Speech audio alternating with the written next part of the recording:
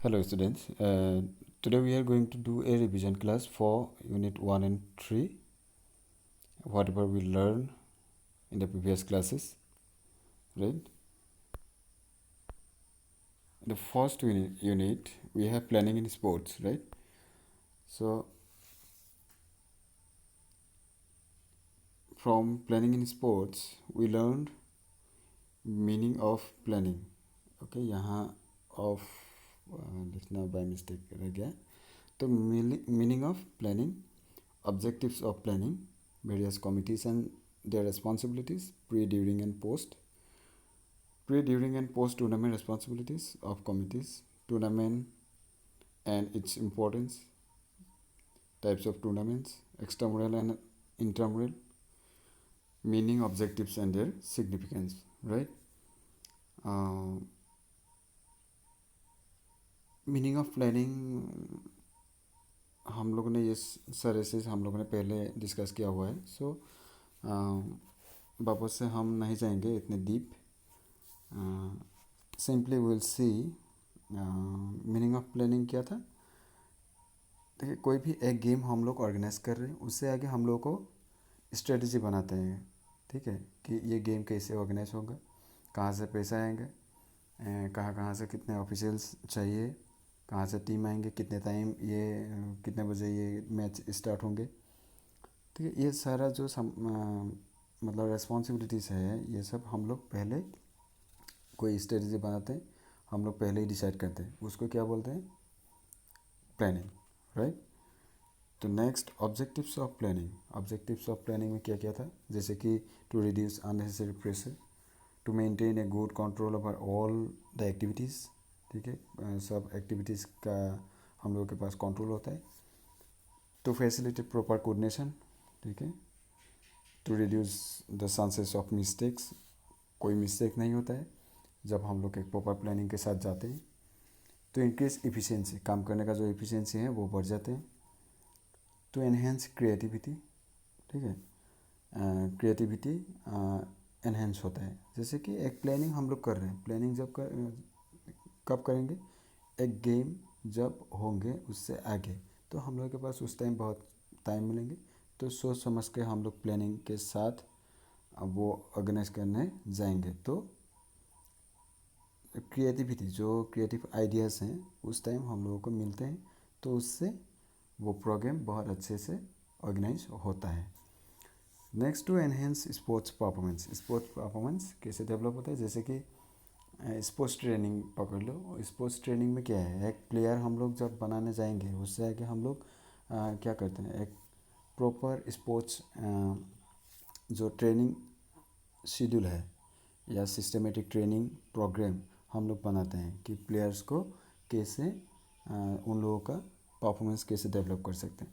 तो proper planning कब करते हैं? एक सिस्टमेटिक जब ट्रेनिंग सेशन हम लोग बनाएंगे, वो हो गया प्रॉपर प्लानिंग. ठीक है, उससे क्या होगा, एक प्लेयर का स्पोर्ट्स परफॉर्मेंस इंक्रीज करने के लिए, एनहेंस करने के लिए मदद करता है.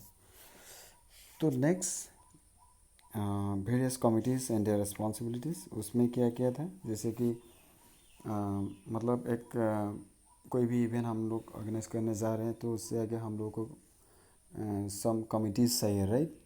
जैसे कि जनरल कमिटी, उसके हेड की कौन होता है? Administrative director.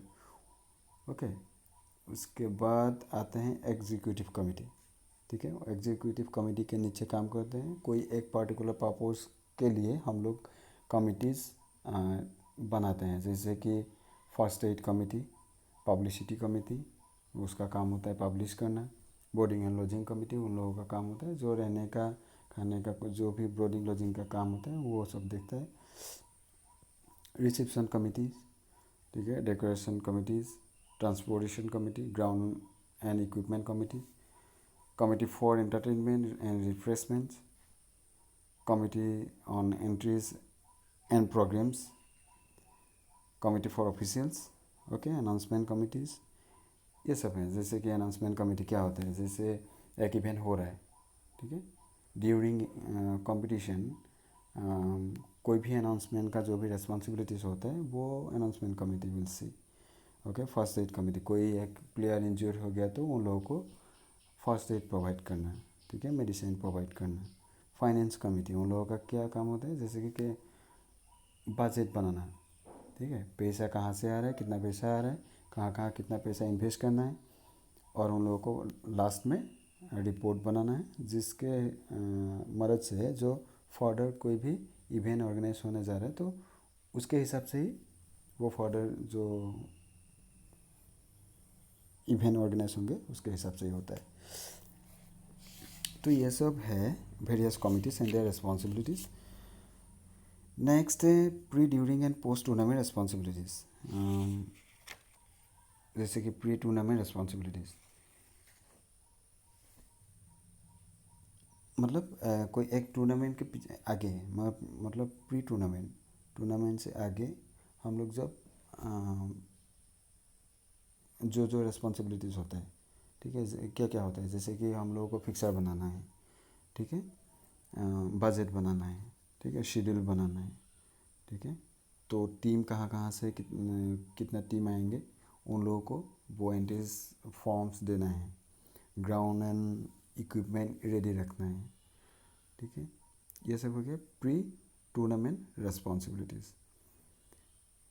Next during tournament responsibilities. During, जब चल रहा है कोई भी टूर्नामेंट चल रहा है उसके तब हम लोगों के क्या क्या रिस्पॉन्सिबिलिटीज होता है कमिटीज़ का, जैसे कि ensure proper arrangement during inauguration, ठीक है, इनॉग्रेशन का प्रॉपर अरेंजमेंट करके रखना है, ग्राउंड फील्ड कोर्ट जो भी हो वो उसमें इक्विपमेंट के साथ वो रेडी रखना है, और ऑफिशियल्स को मतलब जब खेल एक टूर्नामेंट चल रहा है ऑफिशियल्स को रिफ्रेशमेंट का जो भी इंतज़ाम है उन लोगों को देना है, ठीक है, जो भी नेसेसरी अनाउंसमेंट होगा वो भी करना है। ये सब हो गया ड्यूरिंग टूर्नामेंट्स रिस्पॉन्सिबिलिटीज़।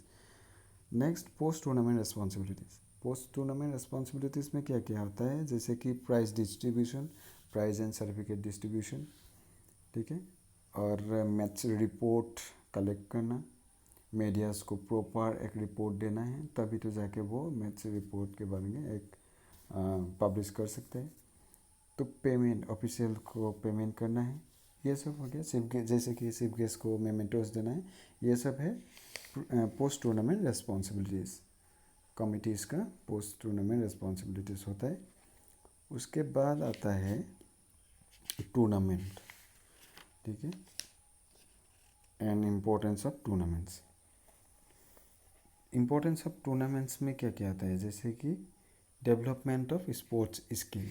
जब एक टूर्नामेंट होंगे, एक टूर्नामेंट में जब पार्टिसिपेट करेंगे तो प्लेयर्स का जो स्पोर्ट्स स्किल्स है वो डेवलप होता है, ठीक है, and publishing of sports, sports का पब्लिसिटी होता है, जो इवेंट जो गेम हो रहा है उसका पब्लिसिटी होता है जब टूर्नामेंट ऑर्गेनाइज होता है। तो helpful in selection of players, जैसे कि एक आईपीएल हो रहा है, आईएसएल हो रहा है, प्रो कबड्डी लीग हो रहा है, या नेशनल लेवल एथलेटिक मीट हो रहा है, तो वहाँ से क्या होता है, वो सब हो गया टूर्नामेंट, या उससे क्या होता है हम लोगों का जो जूनियर लेवल का जो प्लेयर्स हैं वो लोग कैसे परफॉर्म कर रहे हैं, कौन अच्छा खेल रहा है, किसका स्किल अच्छा है, वहाँ से हम लोग प्लेयर्स सिलेक्ट कर सकते हैं। ये प्लेयर्स अच्छा खेलते हैं, उसको हम लोग इंटरनेशनल लेवल के लिए सिलेक्ट करते हैं, ठीक है। Next, development of national and international integration. तो टूर्नामेंट से क्या होता है, नेशनल एंड इंटरनेशनल इंटीग्रेशन बढ़ जाता है। एक टूर्नामेंट जब ऑर्गेनाइज होंगे तो बहुत सारे स्टेट से, कंट्री से वहाँ पार्टिसिपेट करते हैं, तो वहाँ से क्या होता है, नेशनल इंटीग्रेशन बढ़ने में मदद करता है। तो development of social qualities, tournaments helps to develop social qualities, right. Source of recreation, ठीक है, हम लोगों का मनोरंजन का जो भी है वो हम अपॉर्चुनिटी क्रिएट करते हैं टूर्नामेंट, राइट। नेक्स्ट आता है टाइप्स ऑफ टूर्नामेंट। क्या क्या टाइप्स था, knockout tournament, okay, league or round robin tournament, combination tournament, and then challenge tournament, right?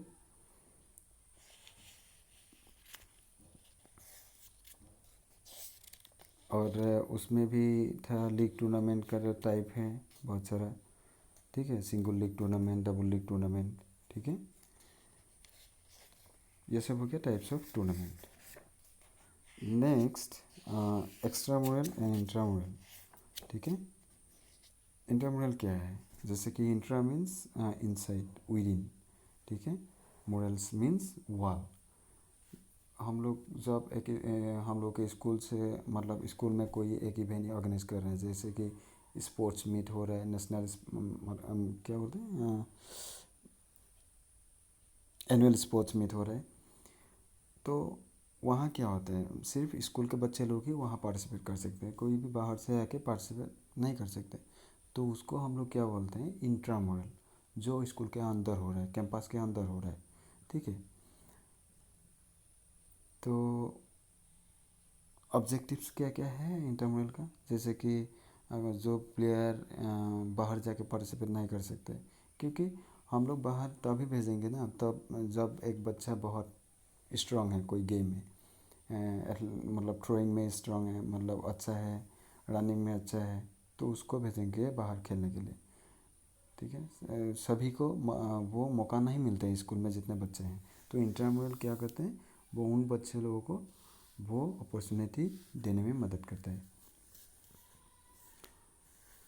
तो एक्स्ट्रामुरल क्या है, जो बाहर, ठीक है, जिसमें सिर्फ एक ही नहीं, दो तीन चार स्टेट से हो या स्कूल से हो, यूनिवर्सिटी से हो, आके पार्टिसिपेट कर सकते हैं, उसको बोलते हैं एक्स्ट्रामुरल, ठीक है। तो ऑब्जेक्टिव्स क्या क्या है वो भी हम लोग एक्सप्लेन किया था, जैसे कि स्कूल का इमेज बढ़ाना, कैसे बढ़ता है, जैसे कि हम लोग का स्पोर्ट्स में हम लोग अच्छा खेलते हैं, हम लोगों का स्कूल अच्छा खेलते हैं, तो बाहर जाके हम लोग जब पार्टिसिपेट करेंगे तो वहाँ से कोई मेडल जीत के लाएंगे या कप जीत के लाएंगे, तो हम लोगों का स्कूल का वो इमेज बढ़ जाता है, ठीक है। ये सब हो गया एक्स्ट्रामुरल का objectives and their significance. Next we can see unit 3 yoga and lifestyle. इसमें हम लोगों ने क्या क्या देखा था, मीनिंग ऑफ आसना, आसना क्या मीनिंग होते हैं, ठीक है, benefits of asanas for prevention of disease, ठीक है, benefits of asanas for prevention of disease क्या क्या था, जैसे कि bones and joints become strong, muscles become strong, circulation of blood becomes normal, ठीक है, रेस्पिरेटरी ऑर्गन्स बिकम एफिशिएंट, ये सब था benefits of asanas for prevention of diseases.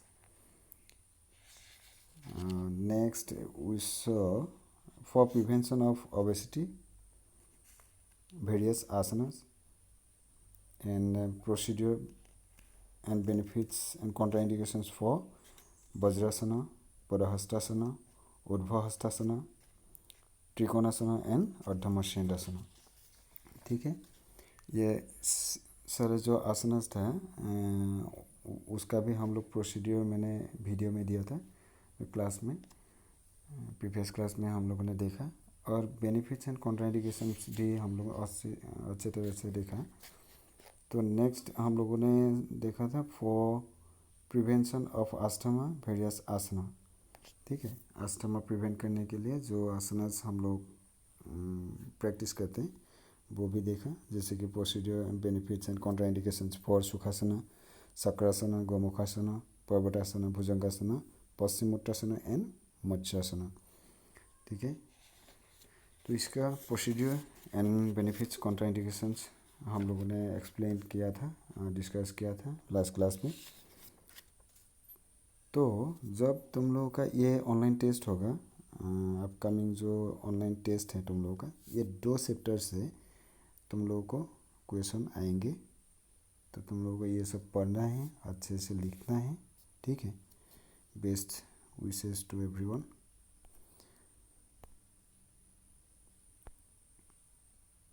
कोई प्रॉब्लम नहीं है, इजी क्वेश्चंस आएंगे, तो कॉन्फिडेंस के साथ तुम लोगों को वो फिल करना है। ठीक है, थैंक यू।